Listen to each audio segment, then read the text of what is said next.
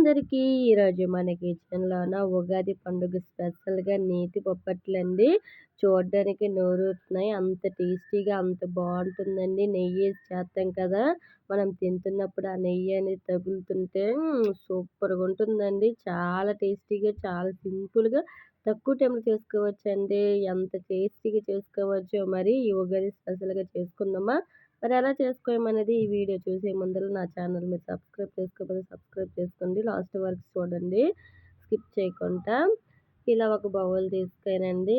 ఈ కప్పు కొలతలతో నేను అన్నీ చూపిస్తున్నానండి. అలాగైతే మీకు అర్థమవుతుంది. ఇదైతే మైదా పిండి అండి. 1.5 కప్పు మైదా పిండి తీసుకోను. 1 కప్పు, హాఫ్ కప్పు మైదా పిండి. ఇలా తీసుకొని కొంచెము పసుపు అనేది వేసుకుంటున్నానండి కలర్ కోసము. మీరు వేసుకున్నా, వేసుకోకపోయినా ఒకటే. నేనైతే కలర్ కోసం వేస్తున్నాను. వేసుకోవచ్చు కూడా, వేసుకోకపోవచ్చు కూడా. చిటికెడంత సాల్టు, దానికి తగ్గట్టుగా సాల్ట్ ఇలా వేసుకోవాలి.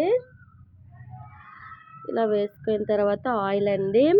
ఆయిల్ అనేది నేను ఇక్కడ వేసుకున్నాను. మీకు ఆయిల్ బదులుగా నెయ్యి ఉంటే నెయ్యి అయినా వేసుకోవచ్చు. వేడి చేసుకొని నేనైతే ఇక్కడ 2 కప్పుల ఆయిల్ అనేది ఇలా వేసుకొని ఇలా స్క్రబ్ చేస్తూ కలుపుకోవాలండి. ఆయిల్ అనేది మొత్తం పిండికి పట్టాలి కదా! మొత్తాన్ని మొత్తం కలుపుకుంటూ ఇలాగ ఉండకట్టేలాగా చూసుకొని కలుపుకోవాలండి. ఉండకడితే ఆయిల్ అనేది సరిపోద్ది. ఇలా కట్టిన తర్వాత కొంచెం కొంచెం వాటర్ అనేది ఇలా వేసుకుంటూ ఇలా పిసుకోవాలండి. వాటర్ అనేది కొంచెం కొంచెం వేసుకుంటూ చేసుకోవాలి. నేనైతే హాఫ్ కప్ వాటర్ అనేది ఇలా తీసుకొని మొత్తం ఇలా చేసుకోనండి. ఇది లాస్ట్‌కి చాలా మెత్తగా వచ్చిన తర్వాత కొంచెం ఆయిల్ వేసుకొని పక్కన పెట్టుకుందామండి దీన్ని. ఇప్పుడు అదే కప్పుతోనే నేను ఒకే కప్పుతోని కొలతలు చూపిస్తున్నాను కదండీ! ఈ కప్పుతోని 1 కప్పు శనగపప్పు అండి.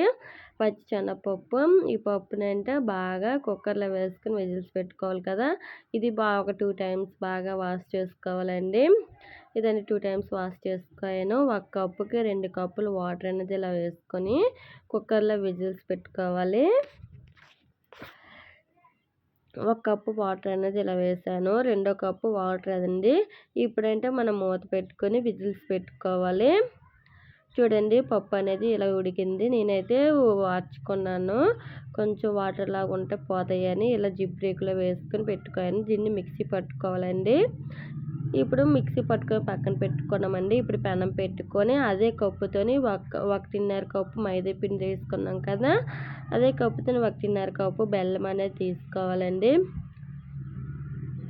బెల్లాన్ని వాటర్ అయినా వేసుకోవచ్చు. నేనైతే ఇక్కడ 2 స్పూన్లు వాటర్ వేసుకోను.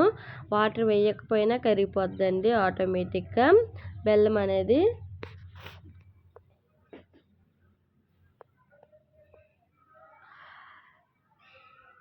చూడండి ఇలా కలుపుకున్నాం కదా! నేనైతే కొంచెం 2 స్పూన్లు వాటర్ అనేది ఇలా వేసాను.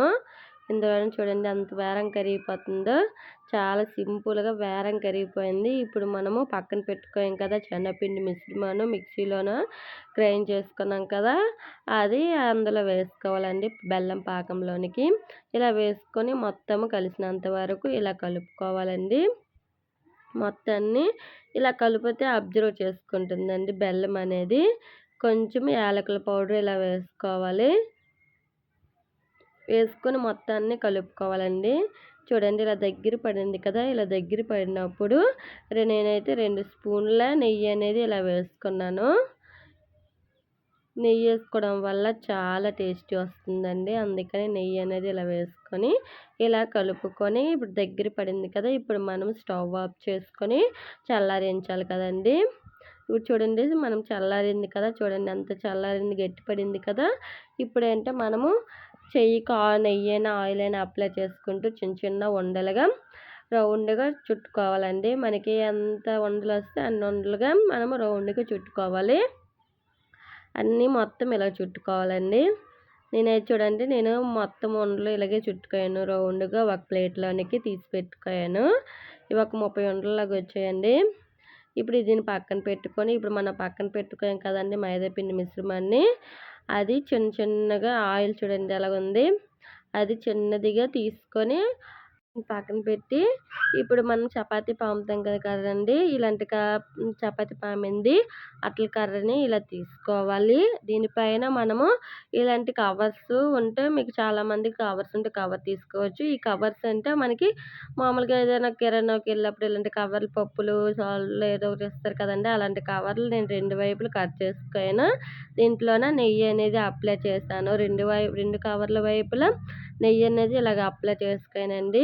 ఇప్పుడు మైదా పిండి మిశ్రమంలోని హాఫ్ నిమ్మకాయ సైజ్ అంట ముద్దని ఇలా తీసుకొని ఇప్పుడు మనం పక్కన పెట్టుకున్నాం కదా శనగపిండి ఉండని అందులోని పెట్టి రౌండ్‌గా మొత్తము చుట్టుకోవాలండి. ఇలాగా నేను చూపించిన విధంగా రోల్ చేసుకోవాలి. ఇలాగా రౌండ్‌గా ఉండలాగా చేసుకోవాలండి. మొత్తము కలిసినంతగా ఇలా చేసుకోవాలండి రౌండ్‌గా. ఇప్పుడు దీనిపైన పేపర్ మనము అప్లై చేసుకున్నాం కదా ఆయిలండి. ఇలా చేసుకొని పల్చగా చేసుకోవాలండి చేయితోని. చేసుకోవడానికి చపాతీ మిషన్ లాంటిది ఉంటది కదండీ! దాంతోని కూడా ఇది సింపుల్‌గా చేసుకోవచ్చు. నేనైతే ఇలా సింపుల్‌గా అయిపోతుందని ఇలా కూడా చేసి చూపిస్తున్నాను. అలా కావాలంటే అలా కూడా చేసుకోవచ్చు. ఇలా చేసుకున్నాం కదండీ! ఆయిల్ అప్లై చేసుకుంటూ ఇప్పుడు మనము పెనందే ఉంది కదండీ! పెనందే కొంచెము హీట్ ఎక్కించాలండి పెనం అనేది బాగా. అక్కడ ఆయిల్ అనేది అప్లై చేయకుండా పెనము అనేది మనం హీట్ ఎక్కాలి. ఇది హీట్ అయిన తర్వాత ఇప్పుడు మనము పాముకున్నాం కదండీ! బొబ్బట్టుని అందులో వేసుకోవాలి. ఈ బొబ్బట్టు వెనక్కి, ముందుకి బాగా కాలాలండి. ఆ తర్వాత మనము నెయ్యి అనేది అప్లై చేసుకోవాలండి. అప్పుడే పొంగుతదండి. చాలా బాగొస్తది పొంగుతూ. ఇలాగ ముందు వైపు మనం నెయ్యి అనేది అప్లై చేసుకున్నాం కదా! వెనక వైపు కూడా తిప్పిన తర్వాత అప్లై చేసుకోవాలండి. అప్పుడే మనం తిన్నప్పుడు నెయ్యి అనేది చాలా టేస్టీగా చాలా బాగొస్తుంది బొబ్బట్టనేది.